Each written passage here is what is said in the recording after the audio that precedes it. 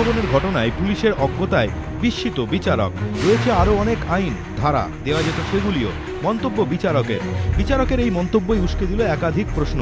পাঠভবনের করবী ছাত্রীনিবাসের ঘটনায় ওয়ার্ডেন উমা পোদ্দারের বিরুদ্ধে পুলিশ ভারতীয় দণ্ডবিধির 269, 270 এবং 241 ধারায় মামলা রুজু করেছে।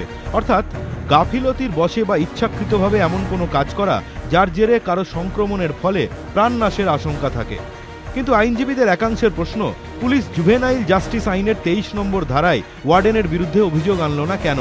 এই ধারায় বলা আছে, অভিযোগ প্রমাণিত হলে 6 মাস পর্যন্ত কারাদণ্ড, জরিমানা বা দুটোই হতে পারে।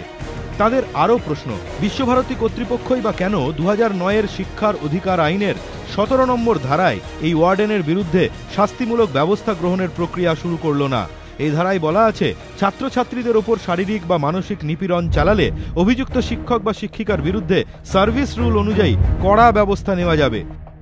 ঘটনা হলো, ছাত্রছাত্রীদের উপর মানসিক ও শারীরিক পীড়ন বন্ধে কলকাতা হাইকোর্টের নিষেধাজ্ঞা জারির পর এবং শিক্ষার অধিকার আইন কার্যকর করতে রাজ্য সরকার 2010 সালে যে বিধি প্রণয়ন করেছে, তাতে কিন্তু অভিযুক্ত শিক্ষক বা শিক্ষিকার বিরুদ্ধে সার্ভিস রুল অনুযায়ী কি শাস্তিমূলক ব্যবস্থা নেওয়া হবে তা পরিষ্কার বলা আছে। সেখানে বলা হয়েছে, তার বেতন বৃদ্ধি আটকানো হতে পারে, অবসরকালীন আর্থিক পাওনা আটকানো হতে পারে, এমনকি তাকে বরখাস্তও করা হতে পারে। অর্থাৎ আইন আছে, তা কার্যকর করতে বিধিও আছে, কিন্তু সচেতনতা নেই। আর সচেতনতা বৃদ্ধিতে সরকারের উদ্যোগও নেই তেমন।